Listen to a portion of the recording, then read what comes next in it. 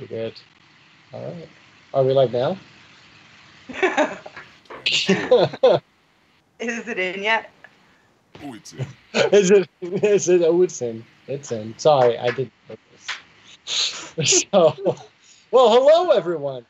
Welcome back to League of Extraordinary Atheists for Humanism, or LEAH podcast, where we attempt to apply logic and reason to religion and politics. We attempt. So, hello, Christy. How are you tonight? I'm doing well. I'm excited about tonight. How are you? I am also excited about tonight. I'm getting over a little bit of tipsiness, and I love your hair. It's fantastic tonight. Nacho is here with us, and he's always here with us, but he's always lagging behind. But he is not now. We have it all fixed up, and Nacho can also say hello. I made it work, and I can be here. Yay! So thank you, Nacho, for making it work and being here. So excited. So I'm going to dive right into our topics tonight.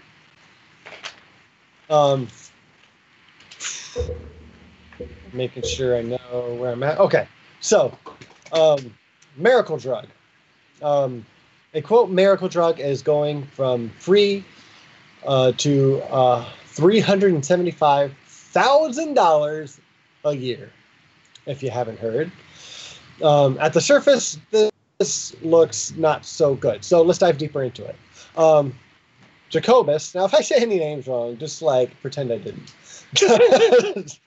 But Jacobus Pharmaceutical developed a drug called 3,4-DAP, DAP.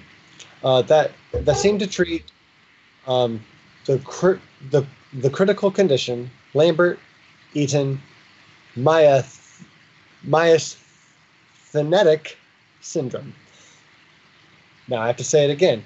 Lambert-Eaton myasthenic syndrome, which causes fatigue and weakness in muscles by causing the body to attack its own tissue. It's an autoimmune disease, is what it is. Jacobus Pharmaceutical decided to not to undertake the expensive clinical trials to get this drug approved for sale, but instead decided to give it away to hundreds of people through the FDA's Compassionate Program. Pretty cool.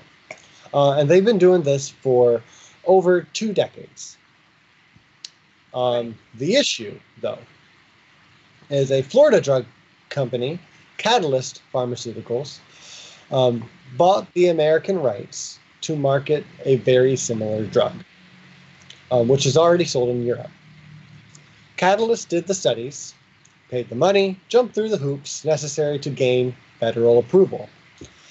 And in doing so, the FDA granted them orphan drug status, which is, this means that no one else in the country can make this drug for the next 7 years.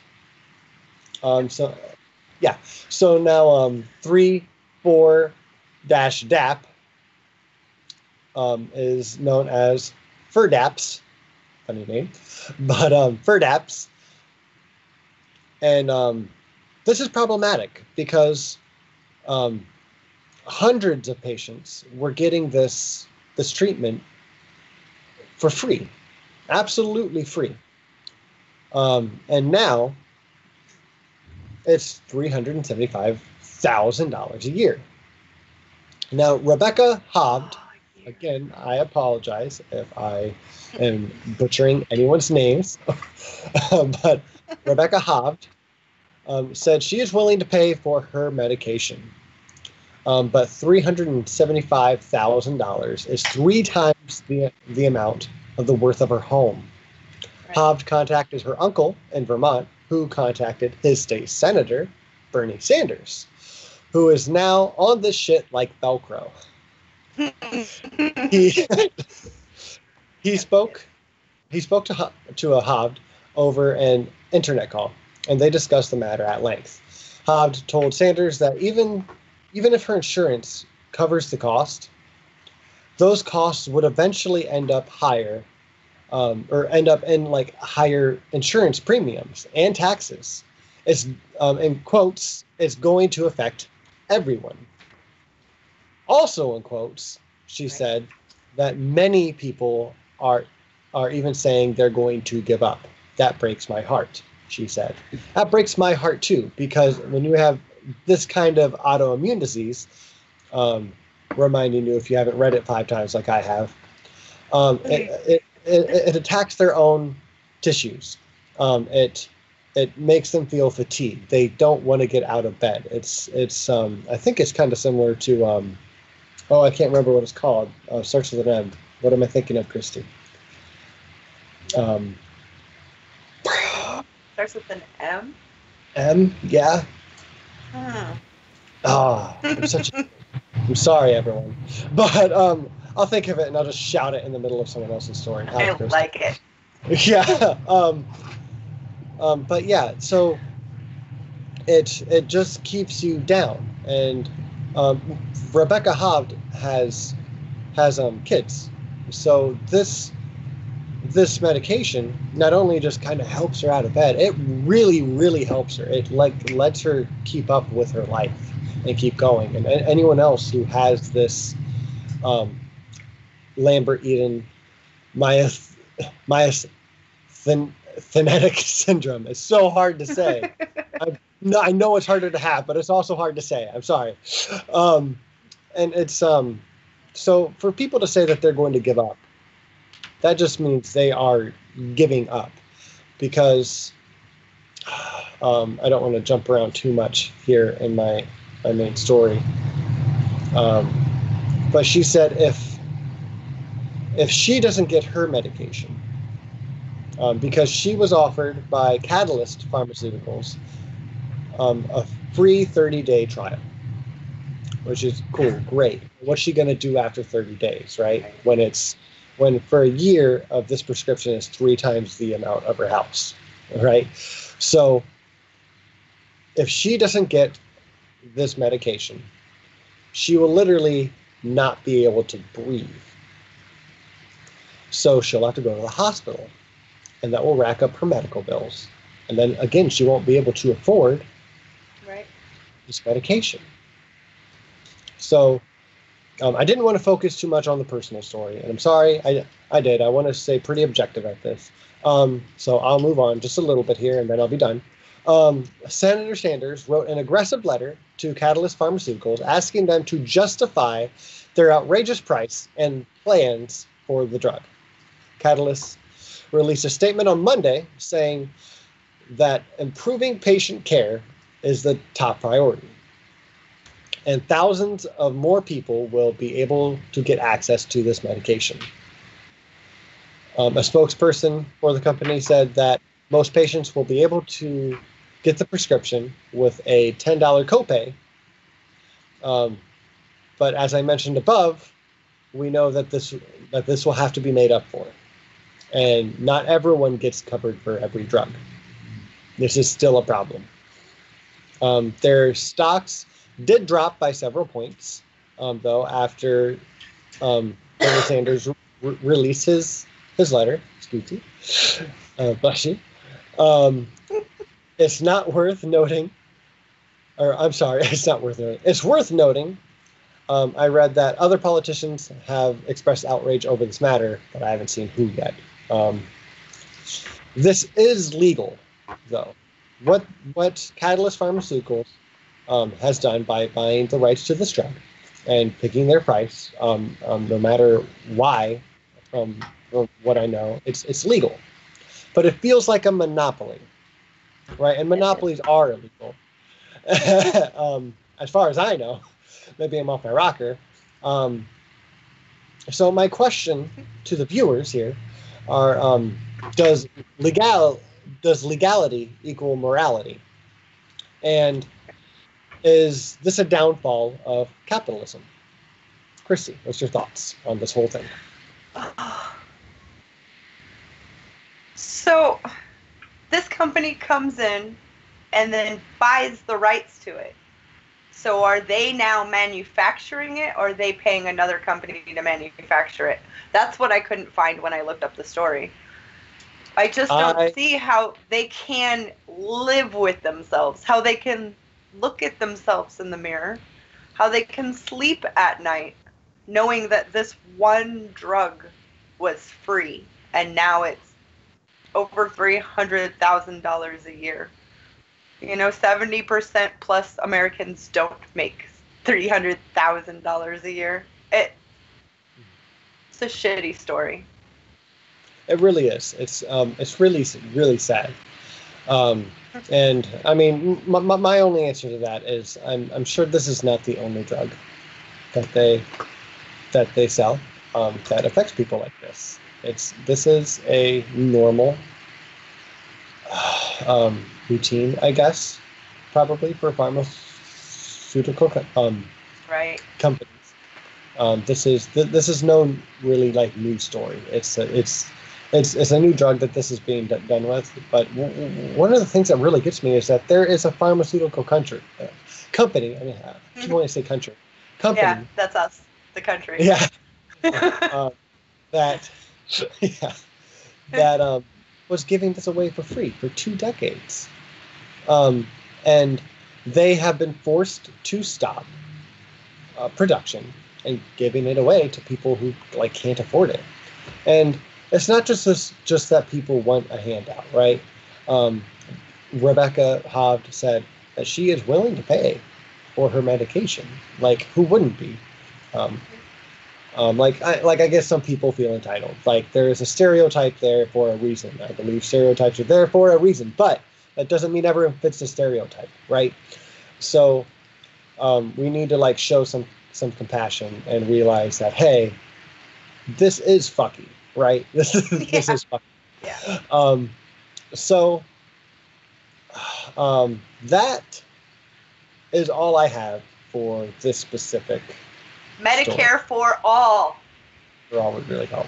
And I think I've said it in one of the first episodes we had, but just get rid of fucking health insurance companies. Just get rid of that middleman, and then 100%. the pharmaceutical countries can deal with the hospitals and or the government as the government deals with hospitals. Because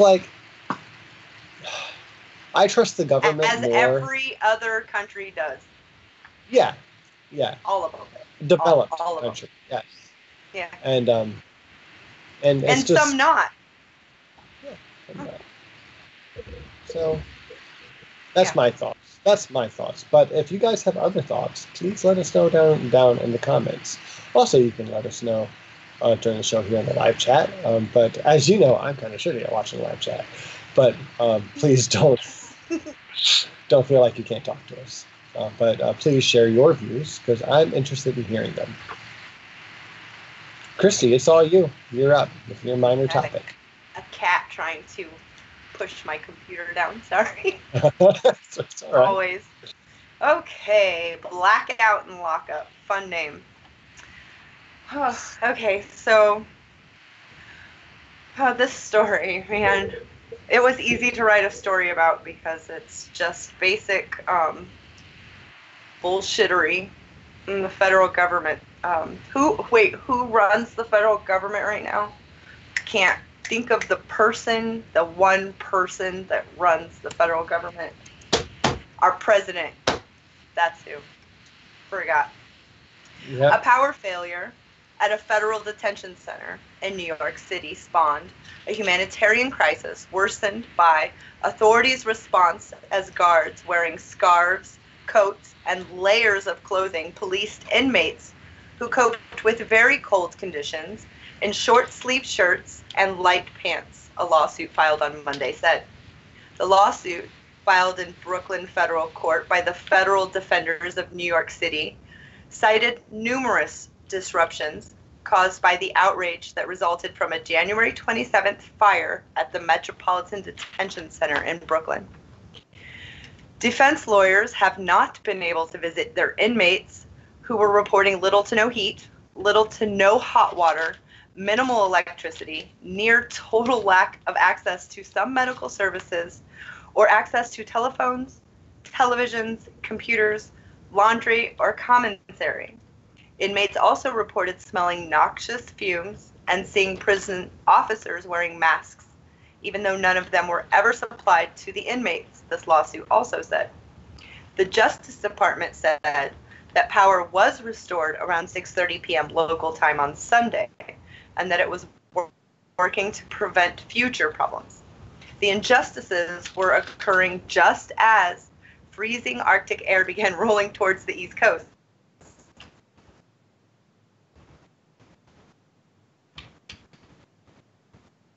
On Wednesday night,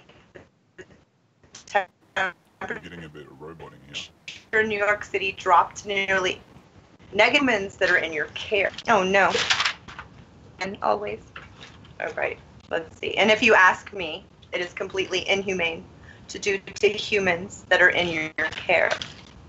Authorities violated the constitutional rights of over 1,600 inmates by denying them legal visits, which is, you cannot deny legal visits, and said that this is also in the lawsuit. Protesters gathered outside the prison right after the news reports that inmates had largely been without heat or power for over a week.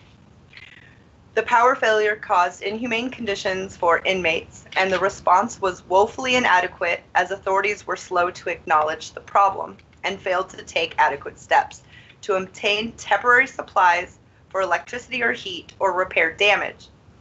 The warden put out an upbeat report about the conditions of the inmates, but this report was corrected by the lawyer-in-chief of the Federal Defender's Office,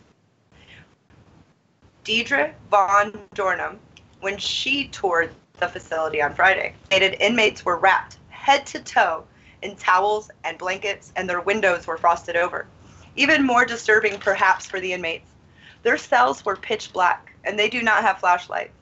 She also said that senior officials at this prison were indifferent to the problems during her tour, even as the guards complained to her about how cold it was.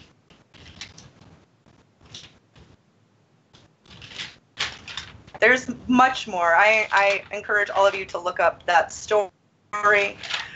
Parents and wives and husbands tried to make it during the protests over the weekend.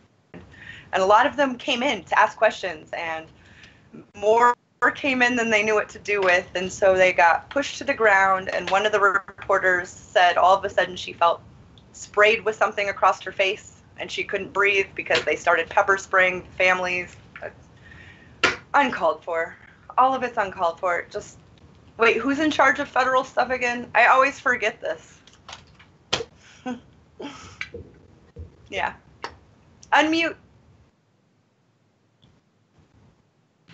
Aha! Yeah. I forgot that even muted. Sorry. So sorry. Anyways, and Smitty's being Smitty in the live chat. Where we watch the same news, and he's fun. So yeah. I love his level of sass. Him and yes, I do too. So, anyways, I watched a little bit on that just today, even, and it kind of makes me sick because, of course, it does. But also, it's just like it makes me think like we're supposed to be running the country, like it's the people. Congress has the most power in government, like. Constitutionally, they have the most power in government. Why is that? Well, the why is because they are closest to the people. The House is closest to the people, and then the Senate. So you should call your state representatives and tell them when you have issues with shit, because that's what they are there for. And if we have issues like this with the prison, like the people, we need to go protest this, and we need to tell our state representatives. This is very important, because otherwise nothing gets done. Because we're not doing it. We're the ones who have to do it if we want this to be a government controlled by people instead of the people controlled by the government, which is kind of what we're going towards with the more capitalistic system and lobbyists galore, right? I feel like this logically follows very easily, like this explanation of it. So I just don't understand why there wasn't a protocol. Children go to school. They have fire drills. They have drills when something goes wrong. You, prison, are responsible. However you think about these people, I don't care. Your job is to take care of them. They cannot watch. They cannot get sick and not taken care of on your watch. And if the building loses electricity on your watch, you have to fix it. And there should be a protocol at the federal level across the board for inmates. When things happen, storms happen, electricity goes out, fires happen. There needs to be a protocol. Absolutely. Like you said, these people, no matter how bad they are, right, are under their care. They're under our care. Like, we pay for their care. Oh, another thing about this lockup facility, many of them there are not charged with anything at all. They're too poor to pay for their bond to get out. So they're there waiting their trial. So there's that too. Yeah. The justice system needs reformed. Tell your senators. Right. Before we move on, Nacha, do you have any words on that topic? No, I'm good. Okay. I didn't come prepared with anything, so I'm just happily listening to this, No, yeah, you're all good. I just wanted to give you a chance. He's doing Nacha witnessy thing. Come on. Exactly. He is. If I do think of something, though, I will speak up. Don't worry. Yes. Okay. Perfect. Awesome. So Nacha, just I got like 2 paragraphs, and then I'm ready to show that clip. Okay, so we're going into the next one. Yep, going into the next one. We are ready. So our next topic here tonight is #No More Martyrs.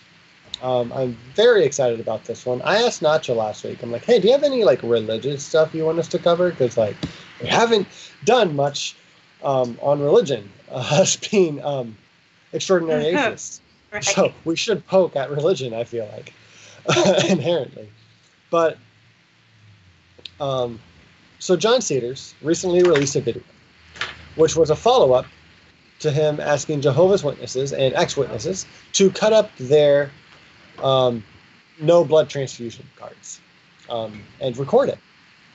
The idea is a #No More Martyrs movement to help convince Watchtower that their horrendous no blood transfusions policy is inhumane, to say the least. This policy has caused the death of about 900 witnesses a year on account of an old medical study done in like 93. This is another issue because why are we not looking harder into this? This is a real issue caused by religion, and it is protected by government policies. The only way we can make this change is by bringing the issue more to light, like any issue that we talk about here, and then getting involved when you can. I would like to take a couple minutes and show the video that John Cedars put together from the clips people sent to him. It's pretty powerful, so please enjoy. Nacha, if you would. Definitely let me know if the audio for this is too loud or too quiet, because I won't be sure until it plays. Fair enough. Thank you. Earbud warning. Yeah.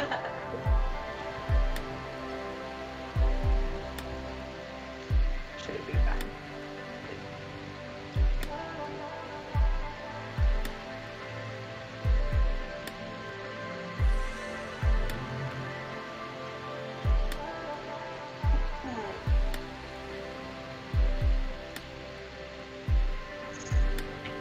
perfect.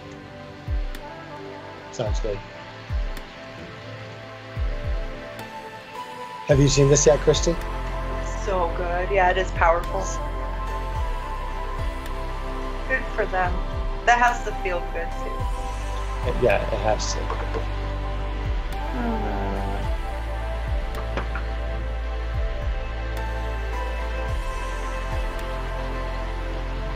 Given blood. I realize it's a Chris. Sorry, everyone. I'll be quiet.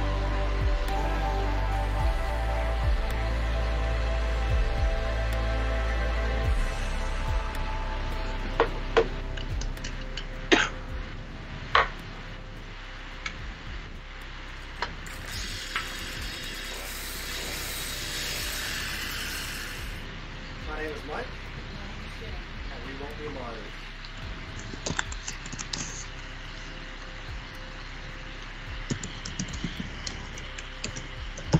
I will not be a martyr. I won't be your martyr, Watchtower. I am in prison, and I won't be a martyr.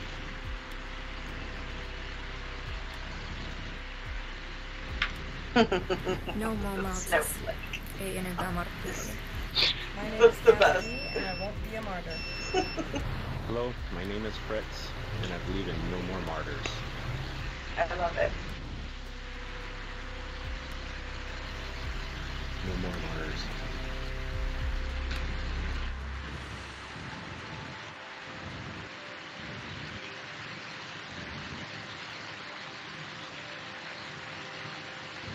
My name is Rafael David from Puerto Rico, and I won't be a martyr.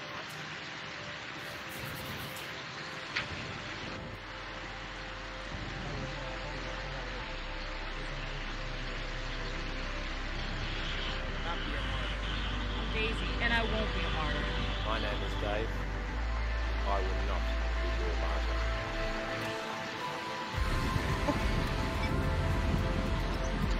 My name is Sasha, My name is Sherry. and Watchtower, we will not be your martyrs.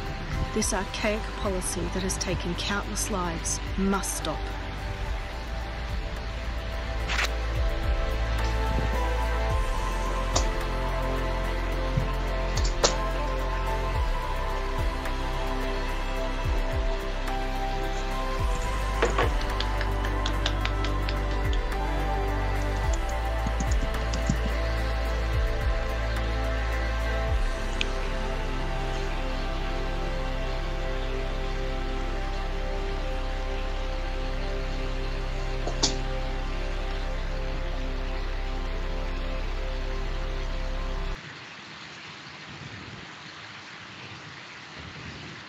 I think it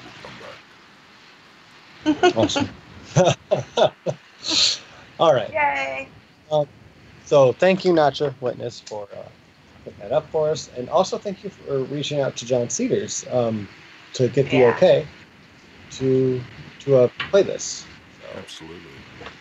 Do you mind if I actually give a quick response to that? please do. Because that actually hits really hard for me.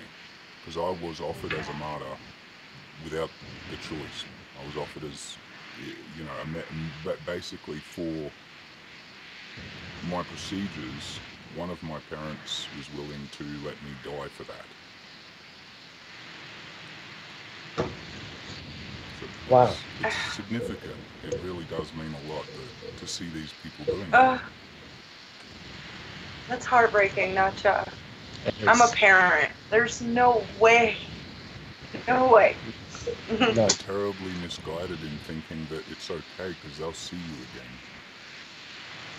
yeah, and that's I mean, that alone makes religion a net negative to me.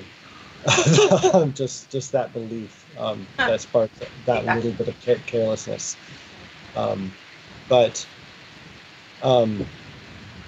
like I said, and this, I don't really have the specific numbers, but just the 900 witnesses a year that could die from not getting blood transfusions. That's 900 different families that suffer that, and at least 900 different people who make that decision for someone, because they think they're going to see them again, and they're just being a martyr. It's like they're doing something good. They're doing good works, right? And it's really sad and it's really sick, at least to me. And that tragedy can be used as propaganda throughout, the Jehovah's Witnesses, to say what a good example this person was, and this is what you should do. Was it the 80s, Nacha, that the Watchtower organization put together one of their magazines that goes out of Jehovah's Witness kids that died for Jehovah? It was just a compilation of children whose parents didn't let them, and they were all martyrs for Jehovah. Yeah. And they were all shown as good examples. I'm not 100% sure on when that came out, but I do remember hearing about that article. So yeah, it's really sad. Well, I'm glad you're still around, Nacha. I'm glad that you were a martyr. Yeah, that's a good thing. Yeah. Yeah, absolutely. But thanks for sharing that. And thanks for bringing this to my attention too, because I've known about that policy of Watchtower, and it really does make me sick. But it makes me very, very happy that people are working against it. I'll finish up my bit on this, and then we can move on. But just a little recap. Not only did people destroy those cards, but if you were paying attention there, 3 people recorded themselves donating blood, which is awesome. This is an amazing step forward that our community is organizing together. John Cedars started this hashtag, and you can see that what we do in this community, like each channel, like it affects people. And it means something, and it gets some of us out there to do something about it, and I think that's really, really awesome. It's really nice to see just that little video of positive influence that our community can make. So I want to implore you to join the cause by sharing John Cedars' video and his hashtag. And if you are a witness or ex-witness, get rid of your card, and if you can record it, that's awesome. Yeah, film it. Send it to John Cedars. Send it to us too. 4.5 million Americans are saved by a blood transfusion every year. So if you can, also use the hashtag and let us know when you donate. Also, be on the lookout. Next Friday, I believe, we are going to be releasing a video of us discussing blood donating with Neil, the 604 extraordinary atheist. And I think it's going to be a really, really cool talk. And it really ties into what we're doing tonight. We didn't plan it to be back to back, but I'm very glad that we scheduled something with him next week. Serendipity. Serendipity. Absolutely. So be on the lookout for that. Neil is the blood angel. He is the blood angel. He is the blood angel. A real life one. No magic needed. Yeah. Yep. All right. Well, it's all you, Christy, if we're all set here. I am. This one's so close to home. So, as most of you know, I start my days with news, lots of news, and Tampa Bay is where I live. So to see all of this going down in a city where I live is infuriating, but it means that I can do more to help because I'm here. So I plan on it. A federal magistrate judge this week recommended that a ban on conversion therapy in Tampa be partially blocked, arguing it violates the therapist's free under the first. A pair of licensed marriage and family therapists, along with the Christian ministry organization, of course, sued the city of Tampa over over in 2017 mental health professionals from subjecting minors to this gay conversion therapy, a highly controversial practice that attempts to change a person's, or in this case, a child's, sexual orientation or gender identity. The therapists, represented by the conservative Christian legal advocacy group Liberty Counsel, look them up, argued that the ordinance was unconstitutional because it prohibited them from taking part in speech through their counseling, simply because the city officials disagree with the content of that speech. Caveat, just 2 years ago, the city of Tampa, my city, the council celebrated a major win when city council members unanimously voted to ban mental health professionals from using gay conversion therapy in any way. Amanda Arnold Sansone, the magistrate judge in Tampa, said in her opinion this past Wednesday that the plaintiffs, Robert Vazzo, yeah, I'm dropping spots here, David Pickup, and New Hearts Outreach, the Christian organization, demonstrated a likelihood of success with their arguments, and that the ordinance violates their free speech rights. Amanda Arnold Sansone also recommended a limited injunction against enforcing the ban on non-coercive sexual orientation conversion efforts that consist entirely of talk therapy. Although under her recommendation, conversion therapy techniques that are aversive, such as electroshock therapy, would still be banned. So we have that. We should be proud, right? Her report would be to a federal judge soon, who will issue a ruling. However, the Supreme Court has twice upheld California's 2012 ban, 2012, they're so far ahead of us, on conversion therapy for minors. But a recent Supreme Court ruling, which Amanda Arnold Sansone, advocacy groups seeking to overturn bans on conversion therapies across the country. My heart dropped. We're not talking about adults that have feelings, that want to talk to somebody about them. I don't think that it's fair that if they were super religious and adults, that the only therapy that they would have an option to have would be Christian therapy. But we're not talking about adults. We're talking about children. And the way that they were able to win this was by saying, what do we do for the children that are having unwanted gay thoughts? Are we supposed to just leave them and not help them? And the judge listened to that. I mean, they made a really good argument, which means that, come on, Tampa, we've got to have a better one. It's not good enough to say it harms them. They don't care. They don't care. They'd rather have a harmed child that's not gay. Period. It's so close to home in so many ways. It just makes me sick. It makes my hand shake. Yeah. I mean, it's really awful. Yeah. Who said it down here in the Mark Caesar said down in the live chat, how can you be sure what a young child's sexuality is? What age are they right. doing the therapy on with the children? I mean, like, right. I guess I don't know how young these kids are. Do you know the age range? Did yes, adolescents, 9, 10, 11, 12, 13, 14, 15, 16. Right. And they were able to bring in affidavits,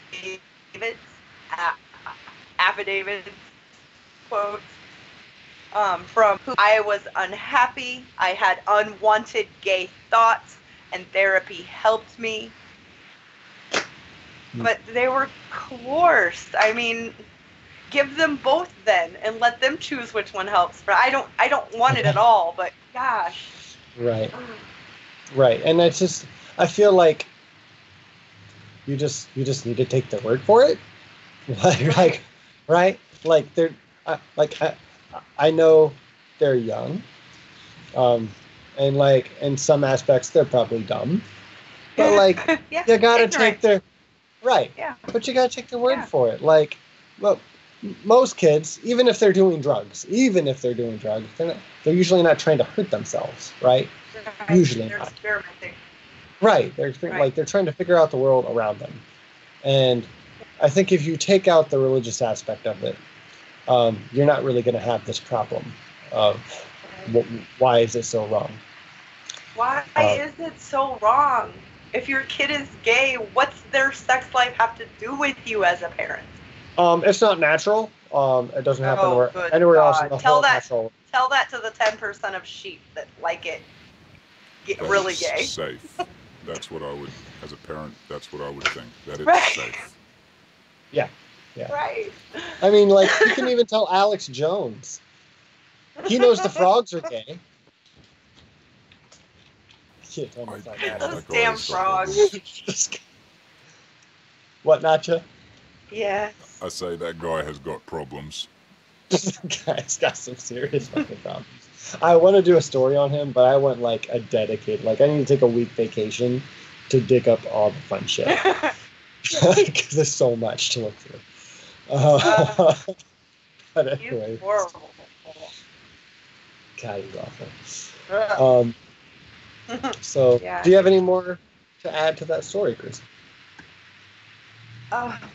Just that I will be paying attention to the story. I will be paying attention as it makes its way through the courts. It's probably going to go to a high court. I don't even want to ponder Gorsuch or any of these rulings. I mean, she added a ruling in her opinion that was pro-conversion that had passed in another part of the country. And, you know, the higher courts like it when there are already these rulings. So they can go, look, there's the ruling, we agree. Next, so they can keep it moving. And we need to be able to fight this. Gay conversion therapy is so medieval. It's evil. It's bad. It's wrong. They're all the words that you could think of that would mean caca-poo. Because there's nothing good for it. It doesn't help anybody. But the conscience of the parent who is embarrassed that their child is gay. That's it. Yeah. It is not so good. No. To say the least. Not. My Stacy, when she came out, well, she didn't even come out. Her dad found letters to her girlfriend, you know. And I mean, he took her out of everything. Everything. She was in volleyball, softball, basketball. The typical gay girl stuff. Yeah. he should have known. He took every chance. Yeah, he should have known. Took her out of everything and made her go to public school, because she was in private school. Oh, Which, okay. I mean, that's what she wanted anyway. But it doesn't matter. He uprooted her whole life, took her car away from her. She could go to school and come home, and that's it.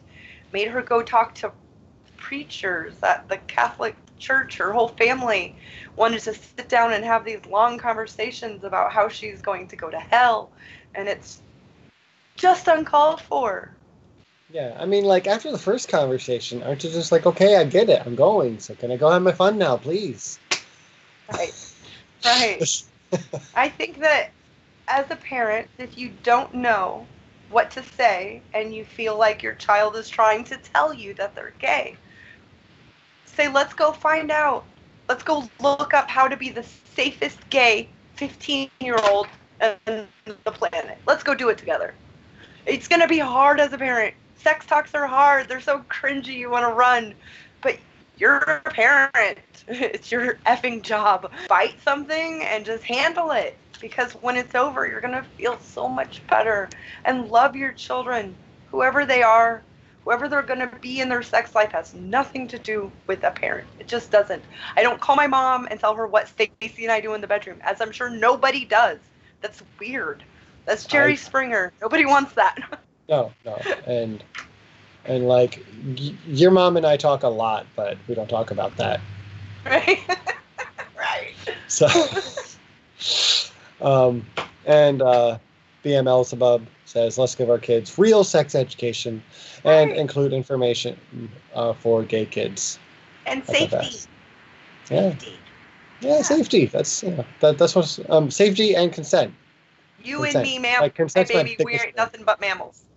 So let's do it like they do on the Discovery Channel, on the History Channel. No. Yeah. This is not a paid promotion. Oh no! God damn it! Cool. Well, I think that's about all we have for you guys tonight. Does anyone have any comments on what we've covered tonight? Live chat or Nacho or Christy? No, it's this one really got me going. I mean, and I don't have any kids in the. None of my two are going to be harmed by this, but their kids might be. Mm-hmm. And I don't think that any kid should have to feel that what they are, who they are, is wrong. You're going to give them so many problems that they don't need to have. I don't know. So shitty. And it's always the goddamn conservative right. Okay, I got that out. I'm done. Sorry, Reese, I'm not talking about you. Reese is an atheist. He understands. Yeah. So, all right. Nacho, do you have anything to add? Not on the topics, no. Okay. Do you have anything else to add then? I was hoping we could do a quick shout out for a couple fundraisers. Yes. Oh, yeah. Yes. You mentioned that. Please do, guys. I don't remember right offhand, please. First one is Lady Unicorn, trying to get herself into a proper place. It is definitely an ambitious goal, but we're just going to keep working at it until we make it, because she needs our help. I've lost the damn chat. Crap. There it is. So that's going to be the first link there for Lady Unicorn. I'd love just to, even if you just throw a couple bucks her way, it goes a long way. It really does. And it means a lot to her, you know, like she really needs this. The second one is the godless Iwan got into a car accident because he doesn't know how to drive, and he almost got killed by some crazy person that, you know, was a demon, but not really. He's fine, don't worry. But his car was all busted. It was a speed demon. Yeah, exactly. His car's totaled. So we're hoping we can help him a little bit in getting him a new ride.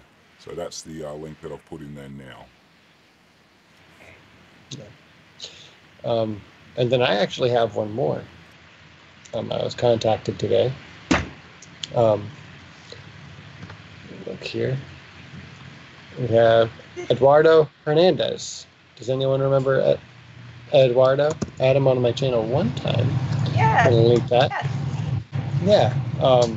He has a really interesting theory of abiogenesis, and it's really, really cool. And he's written a book on it. I think he's still getting it published yet. I'm not quite sure where it's at in progress. I should know, but I have not been able to keep up with him recently. The man has 4 kids. He's a hard-working man, and they are.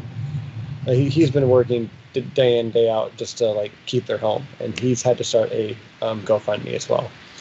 And I think his goal is $10,000, and he's at about 100 right now. This GoFundMe has not been up very long. I don't know how much time they have. I don't know a lot about the specifics, but I do know that Eduardo is a really cool guy, and he takes his research real seriously. He really wants to contribute to the community, but he can't because he's stuck just trying to keep a roof over their heads.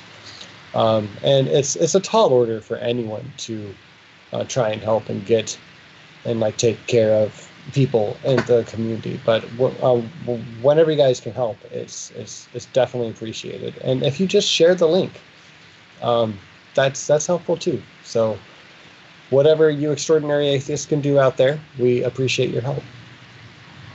Yes. I appreciate everybody. Yes. So let me see. Here real quick. That. I would like to know everyone's favorite, it may be hard, let me know your favorite politicians.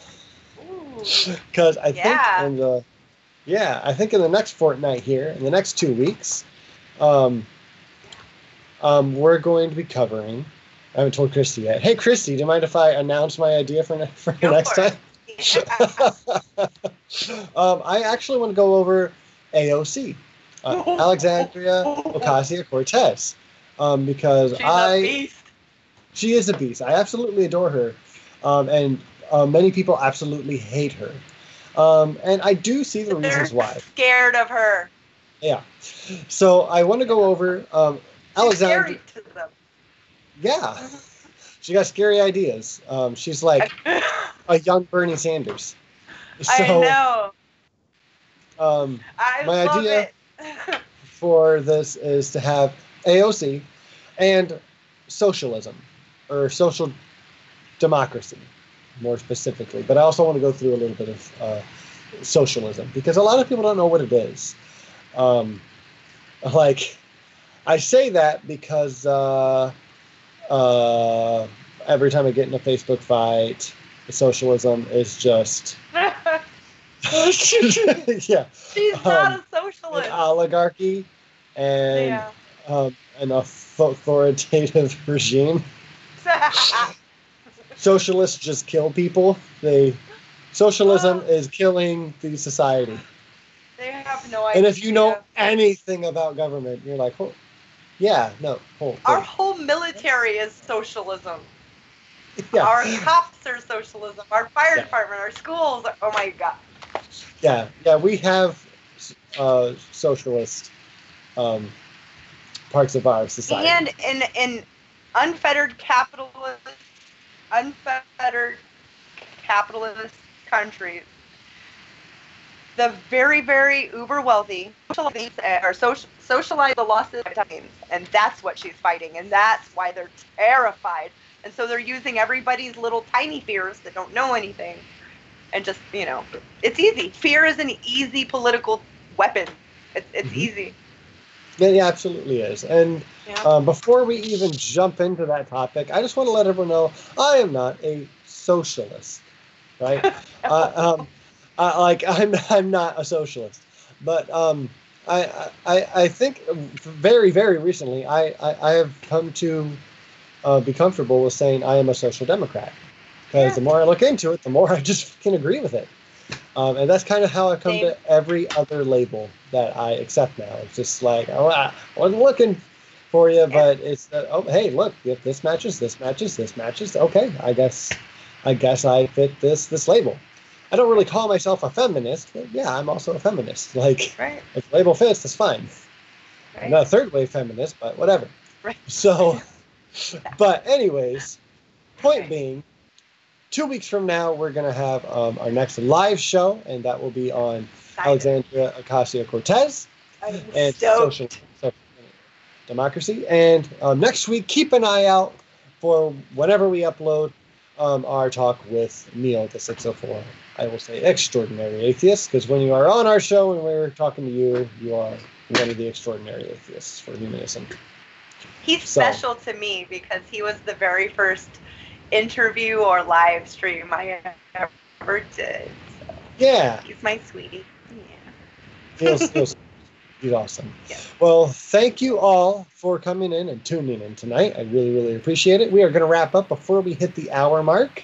We are running super on time tonight. Nacho, what you got? Do you want to have a look at last week's comment? Oh, please. Comment of the week.